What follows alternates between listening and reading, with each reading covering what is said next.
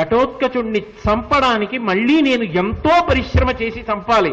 నీకొక్క మాటలో చెప్పాలంటే బావా, వీరొక రావణాసురుడే ఘటోత్కచుడు. అటువంటి వాడు చనిపోయాడు అంటే ఒకే ఒక్క కారణం, ఇంద్రుడి యొక్క శక్తి వలన మరణించాడు. 2 ప్రయోజనములు ఒక్కసారి పూర్తయిపోయాయి. ఇటు ఘటోత్కచుడు పోయాడు, అటు కర్ణుడి చేతిలో శక్తి పోయింది. ఇంత గొప్ప సందర్భం జరిగితే, ధర్మం నిలబడితే, నాకు పని తగ్గిపోతే, నువ్వు బతికేస్తే నాకు ఆనందం కాకపోతే ఏముంటుంది? అందుకే పాంచజన్యం ఊదాను, పాట పాడాను, నృత్యం చేశాను, కౌగులించుకున్నాను, వెన్ను తట్టాను, తప్పేం బావా అని అడిగాడు.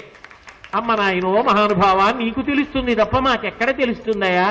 నీ యొక్క లీలలో అమోఘములు కృష్ణ అని చెప్పి అర్జునుడు కూడా సంతోషించాడు. ఏది ఏమైనప్పటికీ ఒక మెరుపు ఘటోత్కచుడు.